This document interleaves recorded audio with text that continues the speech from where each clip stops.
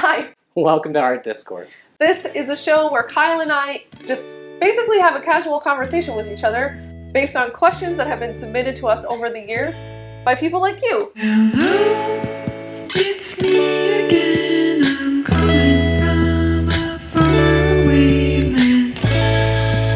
Pick up the phone. I'm calling from a different time zone. Heard you are a pretty good source for major topics in art discourse. Hello, I'll leave my questions as a message at the dial tone. Today's question is, as I make efforts to market my work, how targeted should my marketing be to its audience? Brackets. Or in other words, does blanket marketing such as social media have value even if an artist's work isn't seen by its intended audience? Ooh, that's an interesting question. As I make efforts to market my work, how targeted should my marketing be to its audience?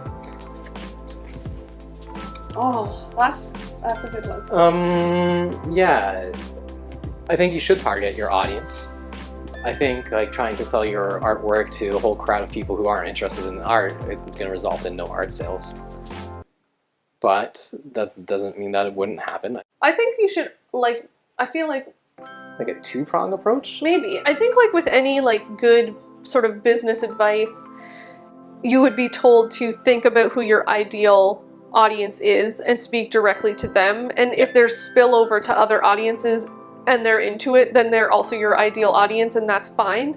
But you should try to have who you think is going to be the best receiver of what you're doing in mind. Yeah. I think it's very valuable, if you know what your audience is. I think Chrissy and I know what our audience mostly is. I think it's 22 to 36-year-old women. It's a lot more women than men, yeah. But I think if you make really gory horror movies and you apply to a film festival that is most known for docu-series work, then it's probably not going to get in, and it might not be because your horror movie isn't good. It's probably because they're we don't understand why this person submitted here. But if you put a clip of your horror movie on your Instagram page and you tag weekend vibes as your hashtag or something, and somebody that wasn't expecting to stumble across your horror movie but is into it sees it, then I think that's totally fine and great. So I think you kind of have to be flexible with that, I think it's right? totally definitely you do both. You try to make very targeted and purposeful things, but I think that you also make sure to do broader marketing strategies. Yeah, you want to put your work out there because you might be missing somebody by being so blinders up. I think it depends probably on money.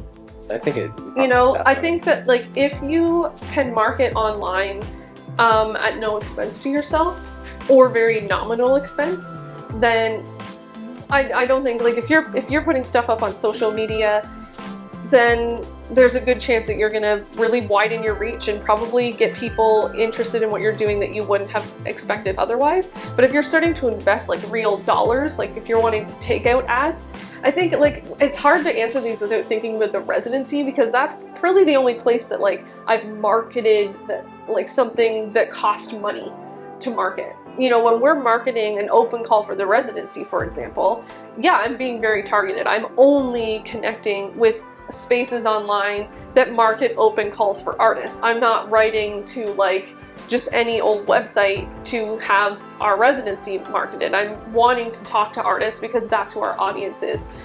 So I'm being very targeted. Maybe it's not necessarily to target or not to target, but rather to be strategic. Yeah. I think that's a much better way of thinking. I think about the Residency program, yes, then you could also mention or reach out to other portal type pages that are featuring artists or things like that, and you could try to leverage their marketplace into your own marketplace. Mm-hmm. And that is strategic. Yeah, I think that's a really good point. I think for me, the idea of blanket marketing and what is their value, it goes back to another conversation that we had where we talked about capacity. And whenever I think about marketing, I think about capacity. Because and again, like we're speaking as two people that are trying to do too many things.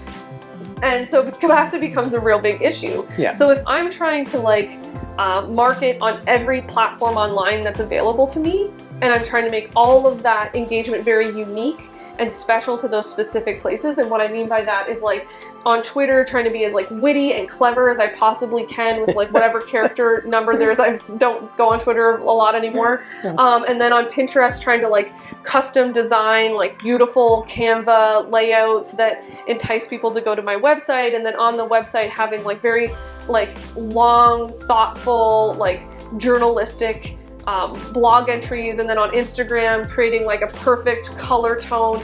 You know, if I'm like being that thorough with every single one of those, like, you know, what this question is sort of calling blanket marketing, then yeah, I'm probably really missing the mark, because the amount of time that is invested into doing that is exhaustive. When you do put out a marketing thing, like, is it actually generating more interest? Like, if we put an ad in Canadian art, I don't know how many people would actually go from Canadian art to our website. Maybe nobody would. But like, that feels like a pretty big marketing move for us.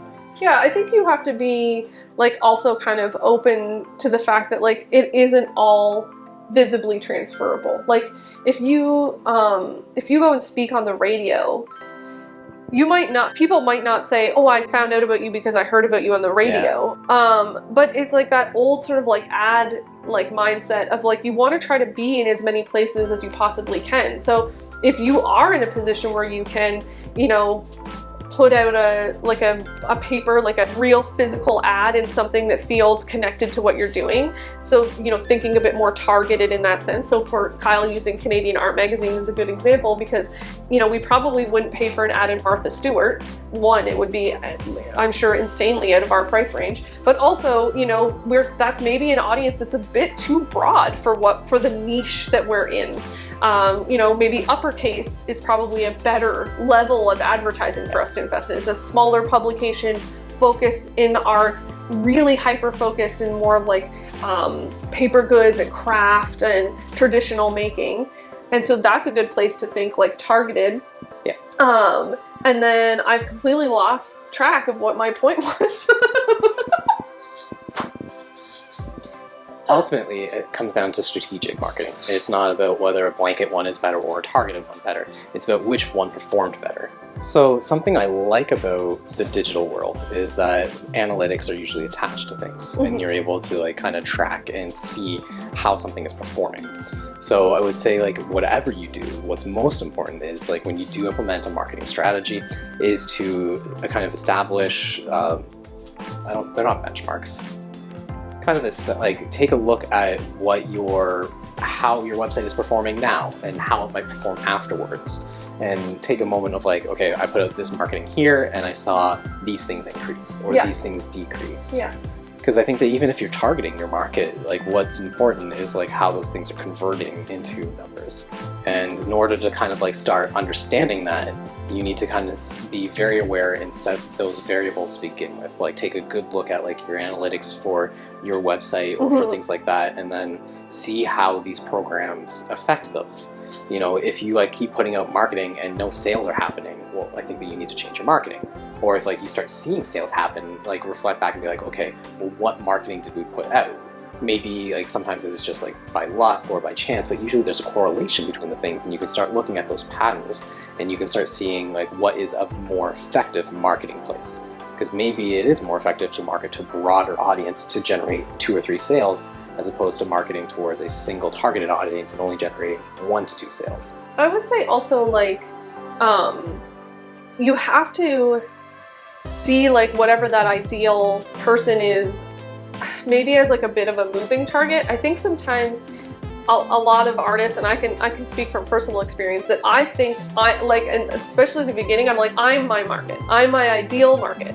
And that can be a really dangerous and bad place to sit, especially if you start to really commit to it and you're wrong. So you sometimes with those more blanket marketing spaces, the data is showing you that like you thought this is who you were talking to and who was interested in what you're doing, but it's actually this, you know, group of people. And you need to be open to like saying, oh, okay, I was kind of off the mark there. and shifting and playing Yeah. with that. But yeah, I don't know. I think both are helpful. I think using the online space to talk to a wider range of people is an advantage, and I wouldn't discredit it. But then if you're finding a lot of success in like maybe creating a really focused newsletter of like just a core group of people that are very committed to what you're doing, you know, what was that theory that you talked to me about? You know, 1,000 people commit to you once a month for that $1 each. That can be a nice little way to like fund your practice. Was that what you said? Maybe it's not. But it's something like 1,000 people something, right? Yeah, I think it's like this philosophy of having like 1,000 dedicated fans that will buy one thing from you every year versus having like, you know, 20,000 fans that don't really buy anything from you. Yeah. It's this idea of like having a very dedicated fan base, and you don't need a ton of them. You just need a solid amount. And Who are really committed. yeah, like, you know, if you had 1,000 friends or 1,000 family members, dear Lord, if you had 1,000 people each purchase, say, $1 worth of things from you every month, that's 12 grand a year. Say you make hoodies and you sell 1,000 hoodies to your 1,000 fans for $20 a piece. Well, that's what, 20 grand? Like, it's like that's kind of what you need to survive, is those dedicated customers that will come back and continue to support you. Okay, I had a thought. What was that? I was thinking about the question from like an angle that I kind of worked on with the group for that digital toolkit that I was working on with Kickstart Art, Sketch, and Department of Illumination.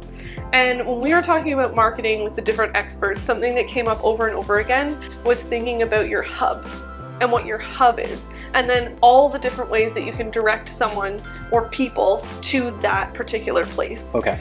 And so when you think about it from that angle, I don't think you're necessarily seeing like social media as like a blanket or like catch-all for too many people. It still can be a really good funneling activity and is still kind of targeted. So if you think about your hub being like Twitch, then maybe like YouTube and TikTok are actually really good funneling agents to your Twitch account. Because even though they're blanketed, it's still like that, those, you know, a lot of people that engage in Twitch also engage in those spaces. So it's still kind of targeted. And so when you're thinking about marketing, it's best, I think, to figure out where do you want people to go? What's the end objective? Is it a website? Is it a social media account? Is it an event? And then think of all the different ways that you can help people get to that space. So coming back to that kind of like thinking about marketing strategically and trying to understand like what is it you're trying to actually do with marketing, which is get people to do X. Yeah. Visit a store page or visit your homepage as an artist. I thought that it was important to just talk a little bit about the fact that I print off a lot of resources and I keep them all organized in binders, and usually I go back to these a lot, and these resources are not for artists. These are resources that I gather from different business advisors, people that are like focused on content creation, copywriters. I read a lot of copywriter blogs, and I join a lot of their newsletters. So, and I print off their worksheets and I follow along with them, and I try to apply them to what we do with Sparkbox, which is usually quite different than the advice I get from different arts organizations and other artists. But when I like just spin them with an arts perspective, they work really well, and I keep them all on file, and I have like little notes and messages, and I talk about how it worked for us or didn't work for us. And yeah, this is my like organization system is in these binders. I feel like when I print things out, I take it more seriously. And yeah, I just thought it might be a good point to make that sometimes looking outside of your field at the advice that's given to other industries, it can be very, very helpful.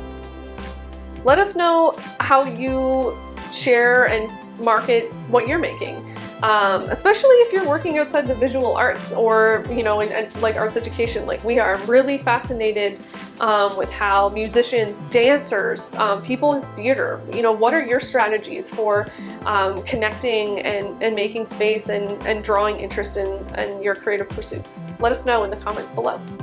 Bye, everybody. Until next time. If you enjoyed this video, could you do two things for me? Could you like it? And could you subscribe to our channel? Both of these things help us out tremendously. A big shout out to all of our patrons. Your continued support is amazing, and we really appreciate the encouragement to continue making these videos. If you want to become a patron, you can see the link below in the description. In Art Discourse.